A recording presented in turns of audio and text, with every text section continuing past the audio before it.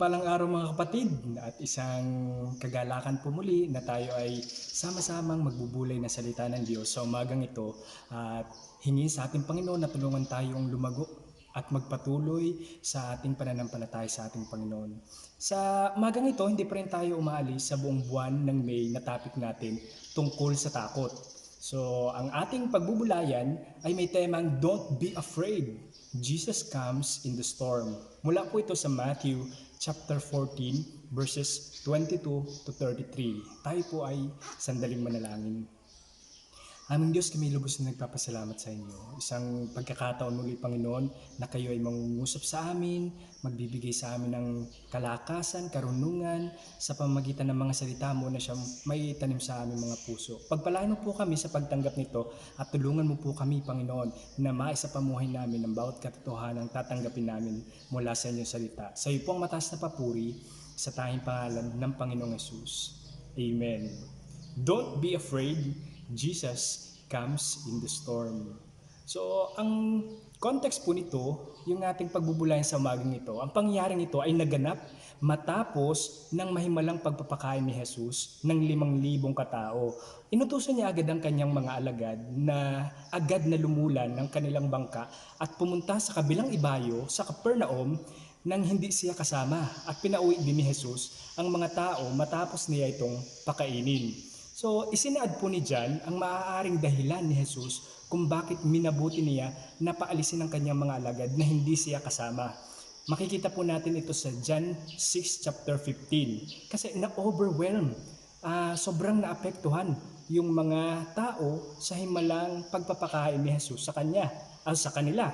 At gustong-gusto nilang kuhanin si Jesus at piliting maging hari nila. Sabi sa 6 verse 15, nahalata ni Jesus na lalapit ang mga tao at pipilitin siyang gawing hari, kaya't umalis siyang muli at mag-isang umakyat sa bundok. Sa pagkakataong ito ay makakasaksi muli ang kanyang mga alagad ng himala mula sa Panginoong Jesus matapos ang pagpapakain niya sa 5,000 katao. Ngayon naman ay susunod si Jesus sa kanila sa pamamagitan ng paglakad sa ibabaw ng tubig, pagpapatigil sa malakas na hangin at ng alon. So pagpapatunay lang ito na si Jesus ay nariyan sa kanyang mga alagad in times of danger and distress. So according to the passage, ano ang assurance natin mula kay Jesus na hindi tayo dapat matakot sa bagyo ng buhay natin? Unang punto natin mga kapatid, Jesus sent us to do something all alone to test our heart. Verse 22.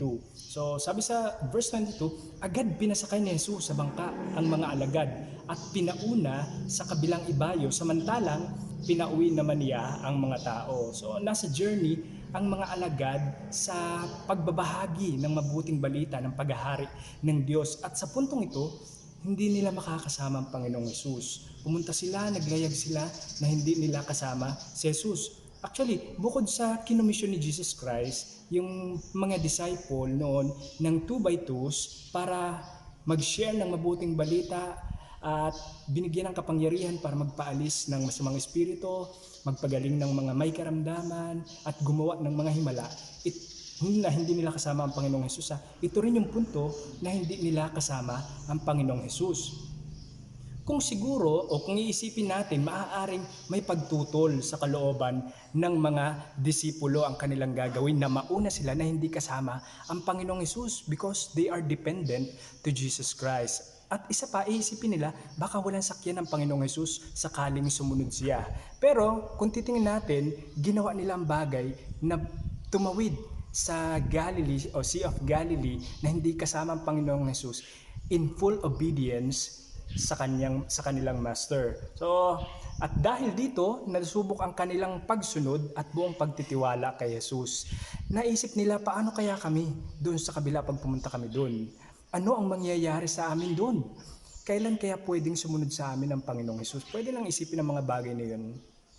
Marahil, yung nararamdaman ng mga disciple ay kagaya din ng naramdaman ni Moises nung utusan siya ni Yahweh na sinabi ni Yahweh sa kanya, pumunta kayo sa lupang ipapangako ko at ikaw ang mangunguna sa kanila.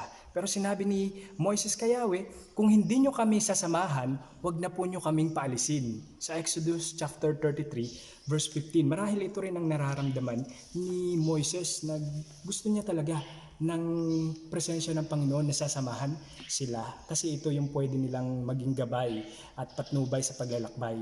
Minsan ba nakakadama tayo na nag-iisa tayo lalo na sa mga bagay na pinapagawa sa atin ng Panginoon? Wala tayong makasama, minsan walang tumutulong sa atin. Oo, mahalaga ang mga pisikal na nakakasama natin kasi sabi nga, bakal sa bakal ang pwedeng magpatalas. Pwedeng magtulungan ang bawat isa pero sa puntong hingin ng pagkakataon na tayo ay mag-isa lamang na sumusunod sa kalooban ng Panginoon. Huwag nating iisipin wala ang Diyos sa ating piling, kundi sa pagsunod natin. Siyempre, may mga pangako ang Diyos na hindi niya tayo iiwan, hindi niya tayo pababayaan. Actually, itong unang punto na ito, mailalarawan ko ito sa isang nanay o sa isang tatay na laging nakaabang sa kanilang anak na natututo palang maglakad. Di ba? Pag may anak ka, natututong maglakad, nangangalabat sa tabi-tabi, o kaya ay paggewang-gewang pa lang ng ganun, naandyan ka na agad bago matumba yung anak mo. O kaya nakamasid ka, anytime na matumba siya, naandyan ka para tulungan ng iyong anak. So kita natin minsan naiisip ba natin na mag-isa lang tayo? Pero wag nating iisipin na kailanman iniwan tayo ng Diyos, especially sa mga bagay na pinapagawa niya sa atin. Ikalawa, Jesus sees our struggle.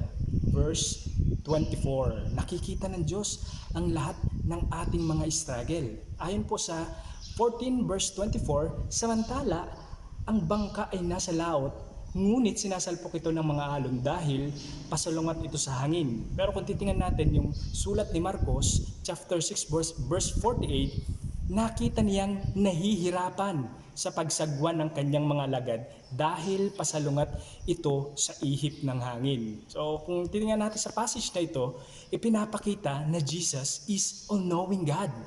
Hindi lingid sa kanya ang mga nangyayari sa kanyang alagad. Habang ang bangka ay sinasalpok ng malalakas na alon at hangin, nakikita niya yon. Kahit madaling araw, gustong-gusto niyang puntahan ang kanyang mga alagad para matulungan sila. Kasi alam niya nasa panganib ang kanyang alagad. Pagpapakita lang ng Diyos talaga ay mabuti sa kanyang mga minamahal. Ngayon, sa simula po ng paglalakbay nila ay napakaganda naman ng panahon. Wala silang makikita na kahit anumang badya ng malakas na pag-ulan. Kung tatawirin nga po nila ang Sea of Galilee, almost 8 miles lamang ito. Madali lang natawirin kung maayos ang dagat. Pero ang alon at ang hangin ay nagpamalas ng kanilang lakas, madaling araw na ay sila pa rin ay nagsasagwan at hirap na hirap. Halos kalahati pa lang sila ng daan nila papunta sa pupuntahan nila. Sabi nga po ni John, 5 o 6 na kilometro pa lang na nagsasagwan sila nung ma-encounter nila ang bagyo. Yung pagod na nagpakain sila ng 5,000 katao. Yung lungkot na nadarama nila, na nabalitaan nila na pinapatay ni Herodes itong kasamahan nila na si Juan Bautista na siyang mentor ni Andrew at ni John at pinsan naman ni Jesus. Halos hindi pa sila nakakapagluksa, nakakapagdalamhati sa dami ng kanilang ginagawa. So sinamahan pa ng puyat sa magdamag nilang paglalakbay at ng sama ng panahon na humahampas sa kanilang bangka, gaano kahirap yung kanilang pinagdaraanan sa puntong yun. Emotionally and physically exhausted na po sila. Kung babalikan natin ang Old Testament, makikita natin si Jonas naka-encounter din ng sama ng panahon sa gitna ng karagatan. Pero siya ay tumatakas sa utos ni Yahweh na pumunta sa Ninive para magbahagi ng mabuting balita ng pagliligtas. Iba ang usapan nitong mga disciple ng Panginoong Hesus. Pumunta sila doon sa Capernaum para magbahagi din ng mabuting balita. Ngayong naka-encounter naman sila ng sama din ng panahon. Ngayon, magdidesisyon sila na babalik ba kami o magpapatuloy sa aming paglalakbay. Pero hindi na bago sa kanila ang unos sa gitna ng dagat kasi almost halos lahat ng kanyang mga alagad o karamihan sa kanyang mga alagad ay dating mga mangingisda. So, nararamdaman niyo ba yung feeling ng mga disciple na naandun sila, binabayo ng malakas na alon at hangin na wala yung master nila na pwede nilang tawagin? Oo, dati na-experience na kasama nila ang Diyos na anytime ay tinawag nila doon na nakahiga lang sa may ilalim ng bangka. Pero ngayon, nasaan ang Panginoong Hesus? Nararamdaman ba nilang nag-iisa lang sila? O kailangan nila si Jesus pero nasaan si Jesus? Ganun pa man, kahit hirap sila sa paglalayag, hindi sila bumalik. Hindi sila nahadlangan ng mga alon na ito para magpatuloy sa kanilang pupuntahan sapagkat ito ang pinakautos ng Panginoon. Pumunta sila sa kabilang ibayo. Ngayon, ang deep implication natin nito, mga kapatid, sa ating personal na buhay, lumalakad tayo sa ating buhay pananampalataya. Nung una, smooth sailing lang tayo. Halos maganda at maayos ang mga bagay-bagay. Pero along the way, unti-unting lumalakas ang hangin, unti-unting lumalakas ang mga alon na ito at hinahampas na tayo ng iba't ibang pagsubok ng buhay natin. Struggle sa atin ang pagpapatuloy kasi mahirap at nahihirapan tayong magpatuloy. Pero sana hindi tayo mahadlangan ng mga unos ng buhay natin para tayo magpatuloy sa ating Panginoon. Kasi kagaya ng mga alagad, bahagi ng pagkatawag natin ang sakripisyo, hirap at pagtitiis. So, kailangan natin magpatuloy at hingin natin sa Panginoon, bigyan tayo ng katatagan, ng sipag, ng tiyaga at lubos na pagtitiwala sa Kanya. Hindi dapat tayo umuurong at babalik sa dating kung ano man tayo, kundi dapat tayo nagpapatuloy sa ating Panginoon. Marami tayong alon sa buhay. Alon ng pagkakasakit, alon ng kawalan ng trabaho, alon ng pagkawala ng mahal natin sa buhay, alon ng pandemic na na-experience natin sa panahon ngayon, alon ng kakulangan ng mga pangangailangan natin, alon na malayo tayo sa ating pamilya, maging ang alon ng pakikibaka natin sa mga kasalanan. So, alam ng Diyos ang lahat ng struggle natin. Yun ang pakakatanda natin. Nakikinig niya ang lahat ng iyak natin at dama niya ang lahat ng ating nararamdaman, especially ang kalungkutan natin dahil si Jesus mismo ang higit na nakakaunawa ng lahat ng ating pinagdadaanan. So, yun yung ikalawang punto natin. Ikatlong punto natin, mga kapatid, para magkaroon tayo ng assurance ng Diyos ay palaging nandyan, Jesus wants us to meet in solidarity. Verse 23. Sabi sa 23, matapos niyang paalisin ang mga ito, mag-isa siyang umakyat sa bundok upang manalangin. Nag-iisa siyang inabutan doon ng gabi. Kung titingnan natin, lahat naman talaga ng ginagawa ng Panginoon, ginagawa niya para magbigay ng example sa lahat ng kanyang tagasunod. At makikita natin dito sa kanyang pagpunta sa bundok para manalangin, nagpapahayag ito ng maayos na ugnayan ni Jesus sa kanyang Ama. At kapansin-pansin palagi, mga kapatid, sa lahat ng account ng Panginoong Jesus, mapanalanginin siya. Hindi niya kinakalimutan makipag-usap sa kanyang Ama. Ngayon, ang priority ng pag-iisa at katahimikan ni Jesus ay makikita natin sa lahat ng ebanghelyo. So, ginagawa niya ang pag-iisa o yung solidarity kung magsisimula siya sa kanyang ministeryo. Ginawa niya rin ito nung magkukumit siya ng mahahalagang desisyon. Ginagawa na ito kapag nakakaranas siya ng mabibigat na emosyon kagaya ng matinding kalungkutan at pagdadalamhati. Ginagawa ito ni Jesus kapag sunod-sunod na ang demand ng ministry niya. Bahagi rin ng pag-aalaga ng kanyang espiritualidad. Ginagawa niya ito para magturo sa kanyang mga alagad. Ginawa niya ito sa paghahanda sa mahahalagang kaganapan sa kanyang ministeryo. At huli, ginawa niya ito sa paghahanda para sa kanyang kamatayan doon sa krus. Ganito kahalaga sa Panginoong Jesus ang solidarity. Actually, hindi lang naman talaga siya nag-iisa doon. Kasama niya ang Diyos Ama para sa lahat ng mga bagay na dapat niyang ginagawa. Mahalaga sa Panginoong Jesus ang solitude para sa pakikipag-ugnay niya sa kanyang Ama. So, nais lang ng Panginoong Jesus na matutunan natin na i-appreciate ang katahimikang ito. Dahil alam natin maingay ang paligid natin, especially pag may problema tayo. Kaya kailangan natin ng isang tahimik na lugar para katagpuin ang ating Panginoon. When was the last time you went to solitary and seek God's shoulder to cry on? When was the last time you opened your Bible and talked to Jesus? Kadalasan po kasi, pag nariyan na ang pagsubok, napipreoccupied na yung ating kaisipan. Binabagyo na yung isip natin ng mga alalahanin at mga problema. Actually, nadadamay nga yung bibig natin eh. Kapag marami tayong problema, maingay tayo, sari-sari na lumalabas sa bibig natin, nadadamay na rin ang mga mahal natin sa buhay. Nadadamay sa galit natin at sa init ng ulo natin. Kalimitan, aligaga na tayo sa mga bagay na dapat nating gawin. Punta rito, punta roon, gawa ng mga bagay na ito, gawa ng mga bagay na yon para solusyonan natin ang ating mga kinakaharap na problema. Pero ang isang sagot pala na ipinapakita sa atin ng Panginoong Hesus ay nasa katahimikan kung saan imimit natin ang Diyos na totoong pwedeng makatulong sa lahat ng ating pinagdadaanan. So, number 3, sana mapag-aralan natin ang bagay na ito. Katagpuin natin ang Diyos sa katahimikan. Ika-4 na punto natin mga kapatid, Jesus assures that He will come along in the storm. Siniguro ng Panginoong Hesus na nandiyan siya sa punto na tayo ay binabagyo ng mga problema at pagsubok. Verse 25 to 27, sabi dito, nang madaling araw na'y sumunod sa kanila si Jesus na naglalakad sa ibabaw ng tubig. Kinilabutan sa takot ang mga alagad nang makita nilang may lumalakad sa ibabaw ng tubig. Multo! Sigaw nila. Ngunit nagsalita agad si Jesus at sinabi sa kanila, huwag kayong matakot. Ako ito. So, nakakatawa no? Isang assurance ang binigay ng Panginoong Jesus na siya yun. Nang makita ni Jesus na nahihirapan ang kanyang mga alagad sa paglalayag ay agad siyang sumunod sa kanila. Hindi niya inisip na wala siyang sasakyan kasi nga walang imposible sa Panginoong Hesus. Wala akong sasakyan, anong gagawin ko? Lumakad ako sa tubig para mapuntahan ko ang mga kaibigan kong nangangailangan ng tulong ko. So, pagpapakita ng compassion ng Panginoon, ng kabutihan at ng kanyang pagmamahal. Na ang Panginoong Hesus ay sumunod sa kanila. Halos magmamadaling araw na, no?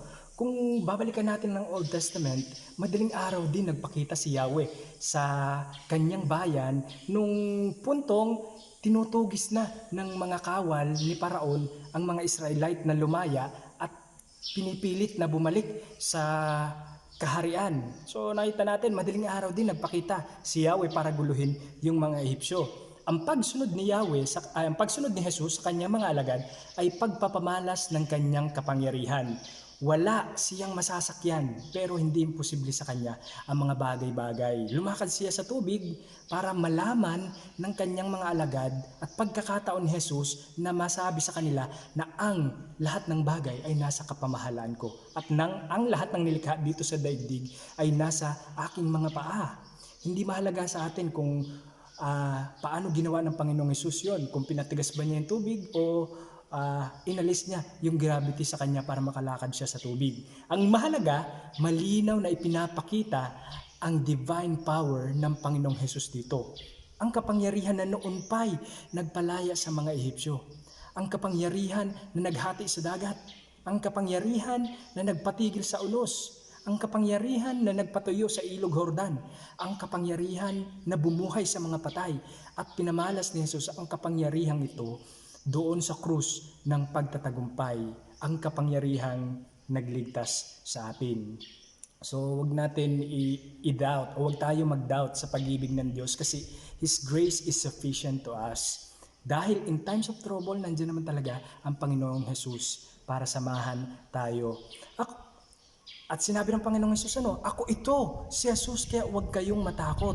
Binigyan niya tayo ng security at pag-asa na kasama natin ang Diyos. Pagsasabi niya ito na ako ito, kailangan niyo bang matakot? Ay, naandito na ako. Kung balikan natin, ito yung pagpapakilala ni Yahweh sa kanyang sa kanyang bayan na I am who I am, the all-knowing God, the all-powerful God, the great and never-changing God, the God that present everywhere, the loving and gracious God.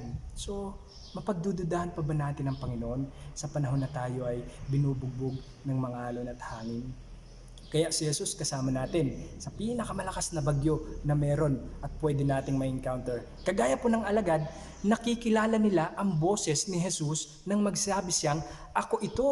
Gayon din naman, nakikilala ng mga tupa ang boses ng kanilang pastol. So alam natin, dapat kilala natin ang boses ng Panginoong Jesus sa panahon na tayo ay nasa distress moment.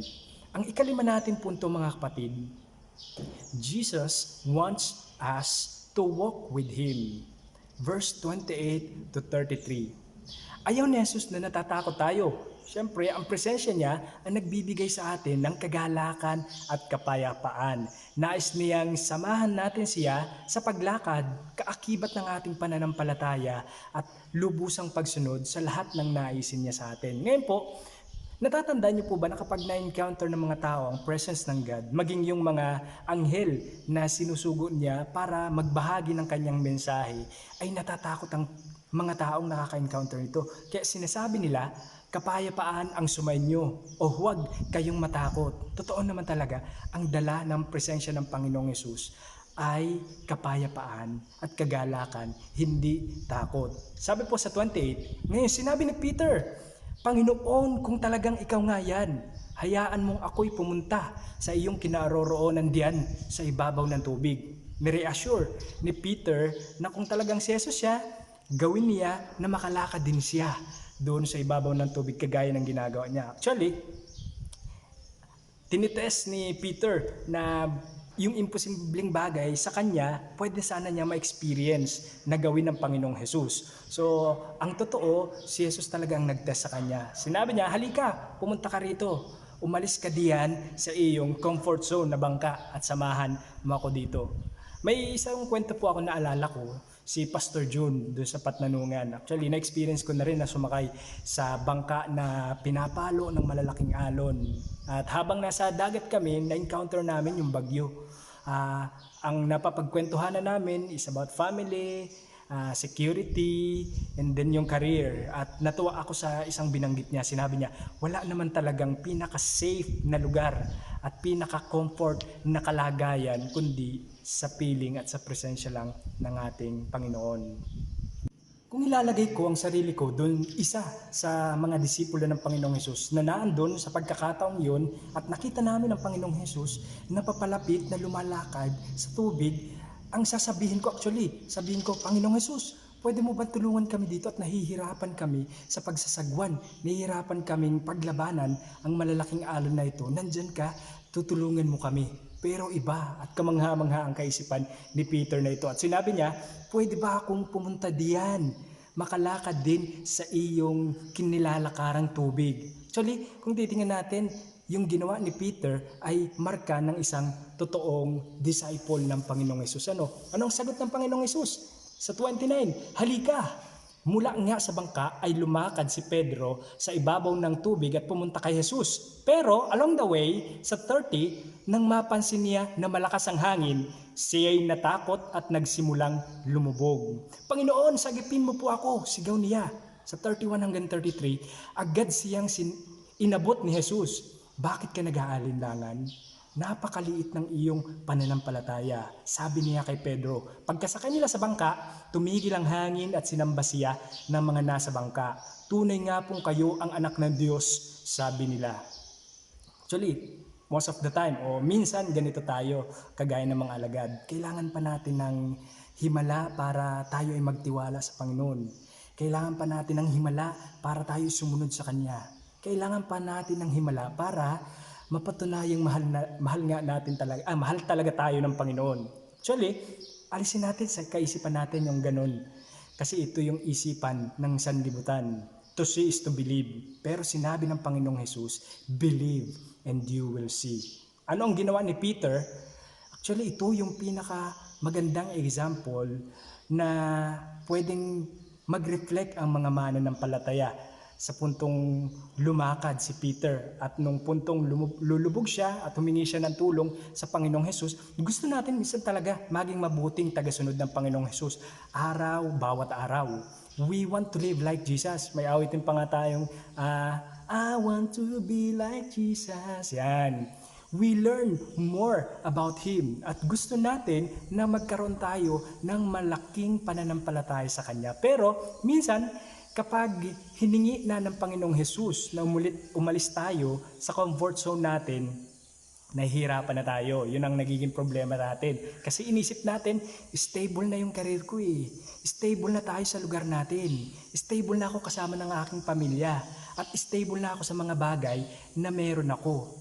Malaking adjustment at siguradong mahihirapan ako. Pwedeng, wag mo nang galawin, Panginoon, itong comfort zone ko. Pero, yun talaga eh. Minsan, sacrifice talaga ang hinahanap sa atin and willingness ng Panginoon.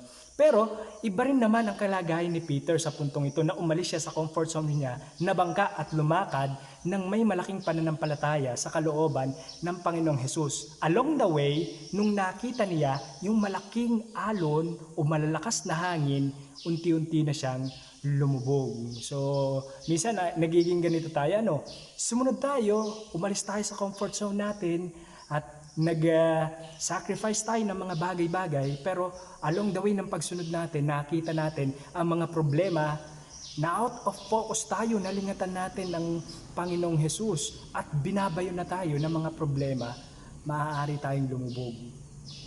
Doon na tayo nagkakaroon ng problema kapag na out of focus tayo sa Panginoong Hesus. May isa pa tayong pwedeng maitanong, mga kapatid.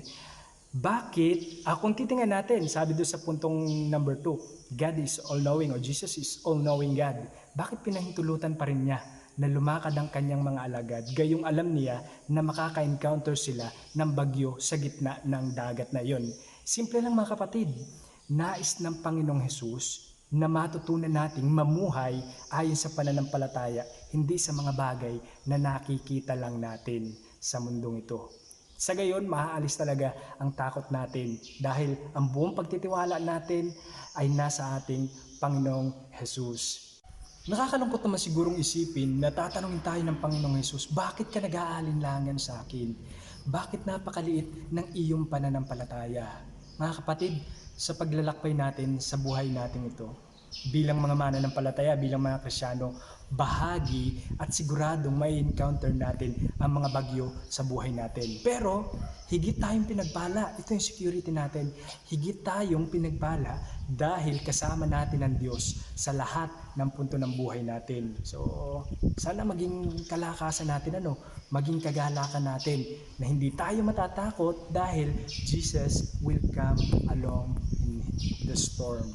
So, purihin po ang Panginoon. Tayo po ay manalangin at ipagpasalamat natin sa Panginoon ang mga bagay na ibinigay niya sa atin sa pamagitan ng Kanya mga salita. Nga mga, kami po ay lubos na nagpapasalamat sa inyo. Salamat sa kwento ng Panginoong Hesus, sa security na dala ng Kanyang mga bagay na ginawa. Salamat, Panginoon, sapagkat Ikaw ay nariyan in times of trouble and distress. Pagpalain mo po ang aming puso na hindi kami mabagabag sa anumang bagyo na bumabayo sa amin. Sa inyo na ang pinagkakatiwala ang lahat ng ito sa tanging pangalan ng nag-iisa mong anak na si Jesus. Amen. When the oceans rise and thunders roar, I will soar.